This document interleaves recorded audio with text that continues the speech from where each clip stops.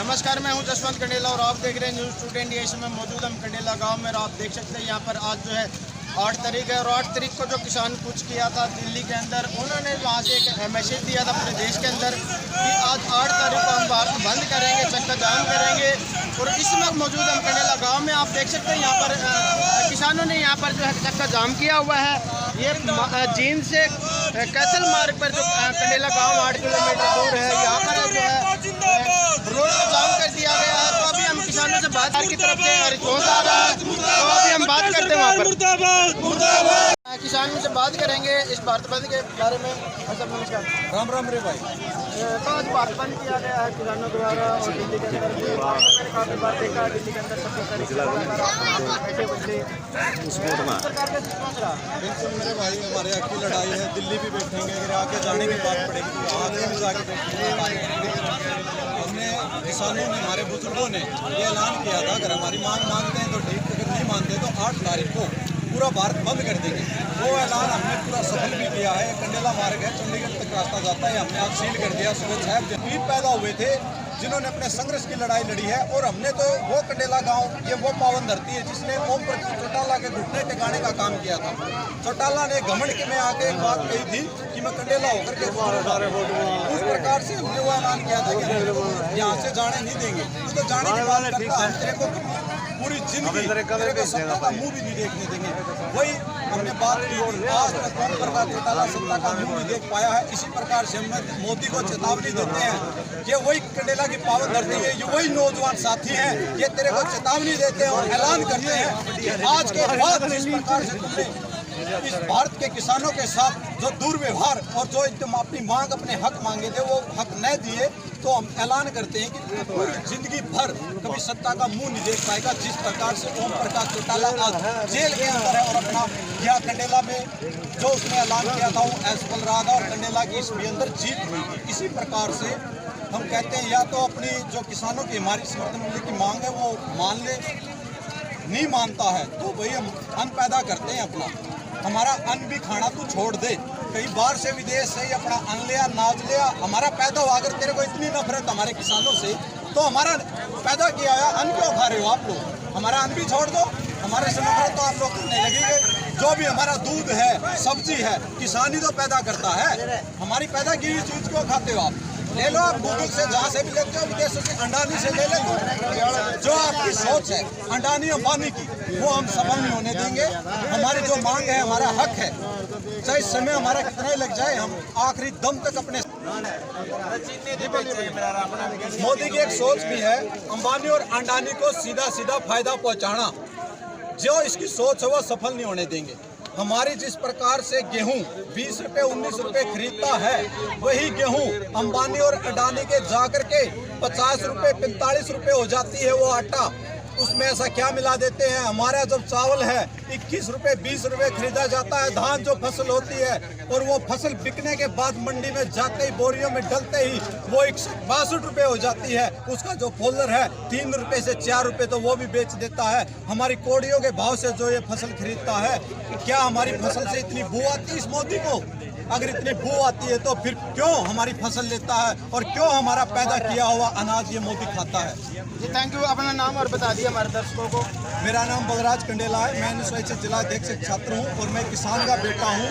और 6 महीने का तेरे को राशन लेकर के दिल्ली में बैठे हैं।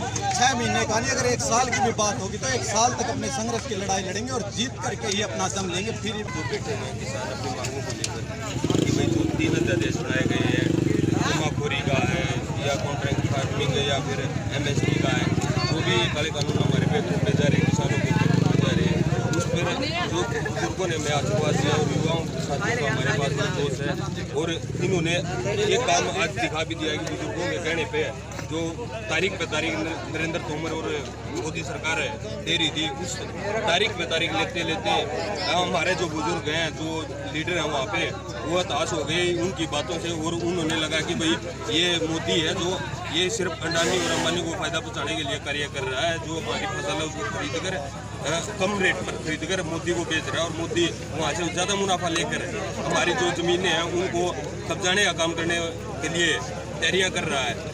इस पर उन्होंने बताया कि भाई भारत बंद करो और इससे सरकार को सरकार को इसका जवाब देने का कार्य कर रहे हैं। हमारे युवा साथी हमारे साथ में, जो भी युवा साथी इतिहास में उठाकर देख लो आप अपना, कि भाई राम से लेकर, राम ने रावण को मारने का काम किया था, और हमारे कृष्ण भगवान ने कंस को मारने का काम किया था, भगत सिंह ने अंग्रेजों को मारने का काम किया था, जिसमें चंद्रशेखर, राजगुरु, सुखदेव जैसे नौजवान साथी हमारे साथ में थे। इसी प्रकार हमारे साथ में कंडेला के वीरेंद्र कंडेला है, बलराज कंडेला है, नौजवान साथी कृष्ण कंडेला, शुभम कंडेला, जो भी भाई हमारे साथ में है, वो एक भगत सिंह और चंद्रशेखर राजगुरु की तरह लड़ाई लड़ेंगे और इस सरकार को उखाड़ फेंकने का काम करेंगे। ये देखो, अगर पंजाब का कोई भाई वहाँ से चलता है और उस किसान को ये खालिस्तानी बता देते हैं, और भाई जो हरियाणा से कोई चलता है उसको आतंकवादी बता देते हैं। अगर किसान को आतंकवादी और खालिस्तानी कह रहे हैं तो हम वो खालिस्तानी और आतंकवादी बनने के लिए तैयार हैं। हमारे बुजुर्गों के आशीर्वाद से हम इस सरकार के साथ लड़ने के लिए, पूरी तरह से लड़ने के लिए तैयार हैं। अगर हमारी मांगे नहीं वापिस हुई तो हम सरकार के साथ ईंट का जवाब पत्थर से देने का कार्य करेंगे। अभी हमारे साथ जुड़े हैं राज सिंह मास्टर जी, युवा लीडर है, उनसे बात करेंगे। तो सर नमस्कार। नमस्कार सर, सबसे पहले तो आपके चैनल के माध्यम से मैं सभी दर्शकों को हाथ जोड़कर सभी किसानों की तरफ से नमस्कार करता हूँ। तो सर, इस प्रकार से बीजेपी के कई जो विधायक उन्होंने समर्थन दिया है किसानों को, और सरकार अभी भी अड़ी है। उन्होंने जो समर्थन दिया है किसानों को, वो सिर्फ डोंडरेबाजी कर रहे हैं, ड्रामेबाजी कर रहे हैं। यदि वास्तव में समर्थन देना चाहते तो एक तो जो अपने दिल्ली में डेरा डाले हुए किसान, उनके बीच भी जाए, वहाँ पर अपनी बातें रखें, और दूसरे को सब सीधा तौर पर कहें कि भाई हम अपने मंत्री से, MLA के पद से, विधायक के पद से इस्तीफा देते हैं, या आप किसानों के रूप में समर्थन में जी जान से जुट जाएं। ये जो दुष्यंत कुछ बोलता है, दिग्विजय कुछ बोलता है, मैं दिग्विजय जी से कुछ पूछना चाहता हूँ। वो कहते हैं कि मैं किसानों के साथ हूँ, उस तरफ वो कहते हैं कि मैं किसानों के साथ हूँ, और उस तरफ कहते हैं कि हमारी सरकार 5 साल चलेगी। किसानों के साथ कहाँ हुए? दुष्यंत चौटाला का आज तक एक भी बयान नहीं आया। दुष्यंत चौटाला तो ये कहता है कि कानून किसानों के हित में है। कहाँ से हित में है? दुष्यंत चौटाला के जो पिताजी हैं, जय चौटाला जी, वो ये कहते हैं कि मैं केंद्र सरकार से पूछूंगा कि इसमें लिखित में आश्वासन दे। तो इसमें फर्जीवाड़ा, ये कानून जो बने हुए हैं ये सरासर गलत हैं। और मैं दुष्यंत चौटाला जी से, खट्टर जी से और केंद्र सरकार से भी आपके चैनल से खुले मन से पूछना चाहता हूं कि जो किसान दिन प्रतिदिन हमारे शहीद हो रहे हैं, जैसे कल की बात है, बड़ा दुख हुआ, अपना छान जो गांव है बरवाड़ा हल्के के अंदर, वो किसानों की सहायता के लिए अन्न पानी लेकर के जा रहा था, वो एक्सीडेंट में एक्सपायर हो गए। हमारे 5 पंजाब के किसान बॉर्डर पर कड़कती ठंड में, ठंड का सामना, इतनी ज़्यादा ठंड थी, वो ठंड के कारण वो मर गए। इनका दोषी कौन है? इसका जवाब दीजिए दुष्यंत जी। मैं दुष्यंत जी को एक बात और कहना चाहता हूँ कि आप किसान कौम के लिए एक कलंक हैं। आप किसानों के लिए निकम्मा साबित हुए हैं, हरामखोर साबित हुए हैं, जो हम कहते थे। और मैं एक बात और कहना चाहता हूं, जैसे हमारे बुजुर्ग कहते हैं कि ये इसके असली खानदान का बच्चा नहीं है, मैं भी ये बात कहता हूं कि ये किसान खानदान का बच्चा नहीं है। और मैं मोदी, अमित शाह, राजनाथ पर खुले मन से सबके बीच में आपके चैनल के माध्यम से एक आरोप लगाता हूं, और ये गोदी जो मीडिया, मैं इसके ऊपर भी आरोप लगाता हूँ। गोदी मीडिया ने सुशांत का मुद्दा 1 महीने तक चैनलों में बुलाया है कि सुशांत ने सुसाइड कर लिया। सुशांत ठीक है, हमारा भी भाई था, लेकिन गोदी मीडिया ने, जो बीजेपी ने पुलवामा हमले में हमारे 44 जवान शहीद हुए, वो किसी के भाई थे, किसी के बेटे थे, उनको मरवाने वाली मोदी साहब और पूरी बीजेपी है। उसकी CBI की जांच हम करते हैं, लेकिन उस गोदी मीडिया ने एक दिन भी नहीं की, न उसकी आज तक CBI जांच हुई, क्योंकि उसके दोषी मोदी और अमित शाह हैं। उनकी CBI जांच होनी चाहिए। और जब तक आपके चैनल के माध्यम से हम कहना चाहते हैं कि ये तीनों काले कानून रद्द नहीं होंगे, किसान उल्टे नहीं हटने वाले, आपकी ईंट का जवाब पत्थर से देंगे। मोदी जी, क्या आपका 56 इंच का सीना इस देश के भोले भाले किसानों के ऊपर प्रयोग करने के लिए बना है?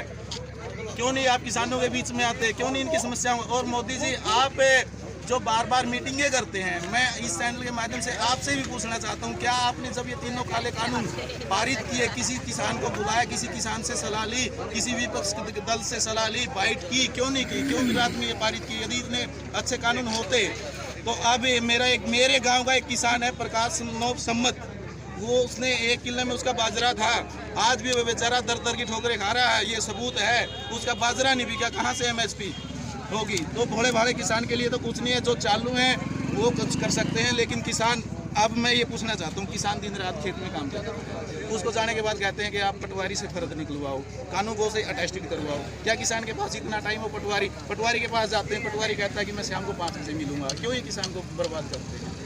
इन ढीले काल कानून को रद्द करना चाहिए। और चौटाला जी, जो ये किसान शहीद हो रहे हैं, इनके जिम्मेवार आप हैं।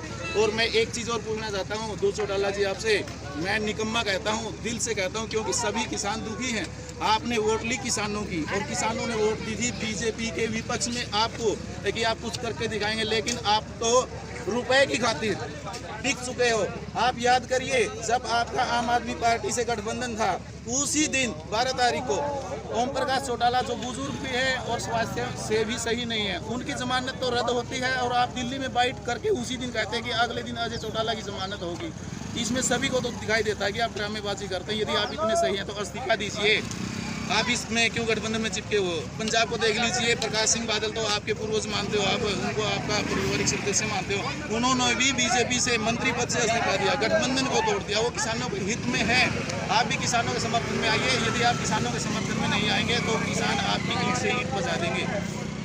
थैंक कोरोना एक महामारी बना के उसके अंदर अपना रजिस्ट्री घोटाला, कभी शराब घोटाला और कभी ये तीनों अध्यादेश बिना मतों के ध्वनि मत के द्वारा पारित किए गए हैं। इनका खुल का विरोध करा है। और दुष्यंत चौटाला जो एक टाइम पे किसानों की वोट लेने के लिए संसद के अंदर ट्रैक्टर लेकर बढ़ गया था कि भाई मैं किसानों के साथ में हूँ, ऐसे अध्यादेश पारित करवाऊंगा जिससे किसानों ने लाभ होगा, फायदा होगा।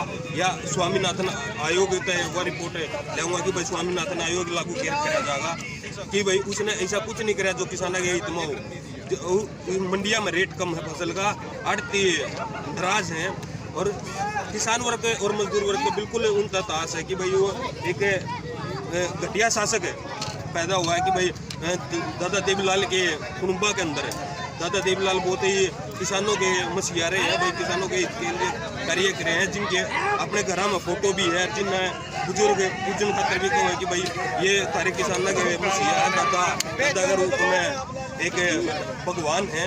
तो भाई मामू ने भगवान का दर्जा दूंगा, छोटू राम है, दादा देवीलाल जी हैं। मगर जो उसने इस दुष्यंत चौटाला ने देवीलाल का खून कलंकित करने का कार्य किया है। भाई इस पर पूरा समाज से आज जोड़ कर रिक्वेस्ट है भाई आगे के नाम लिया करें। ऐसा ऐसा कोई जो नेता हो उसकी वोट ना दियो भाई।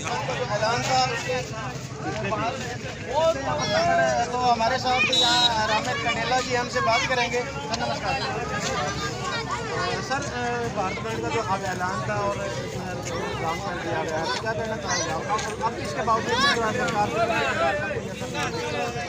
विनाश काले विपरीत बुद्धि, जब किसी का पतन शुरू होता है तो उसकी बुद्धि दुरुस्त हो जाती है। यही काम आज मोदी सरकार के साथ हो रहा है। ये हमारे किसान भाई, हमारी जो माताएं हैं, 80 साल में हमारे बुजुर्ग बैठे हुए हैं पिछले 2 महीने से, वो इनको खालिस्तानी दिखाई दे रहे। तो जेपी दलाल जी का तो बयान भी आया था, खालिस्तानी को बोला गया था किसानों को ये लगाने के लिए बात नहीं दिया गया है। तो उसके बावजूद भी लगातार लोग भेजी है तो आंदोलन में सहयोग कर रहे हैं। ये आंदोलन एक जन आंदोलन है। ये जहाँ जो लोग हमारी जो माताएं हैं, हमारे जो पिताश्री बुजुर्ग हैं, वो जो बैठे हुए वो किसी के बहकावे में आकर या किसी पार्टी के इशारे पर नहीं बैठे हैं।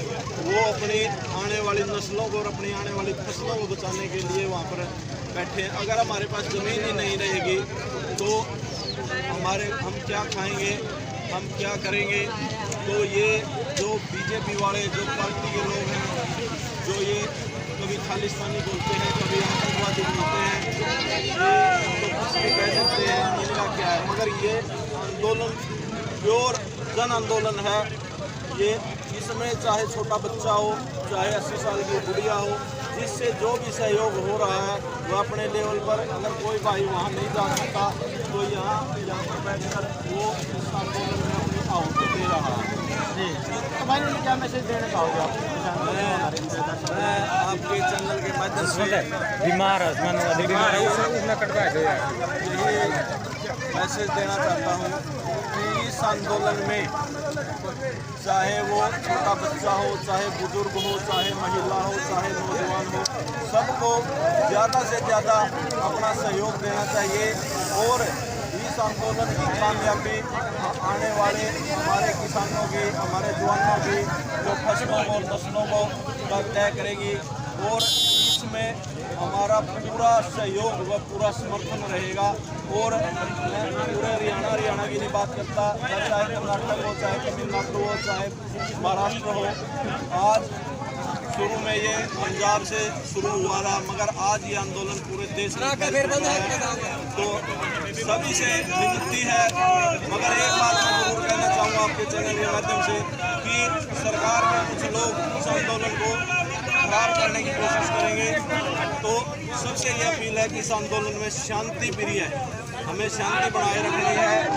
तो इस आंदोलन की वो हम अपना हक जो है किसानों का हक है वो लेके रहेंगे।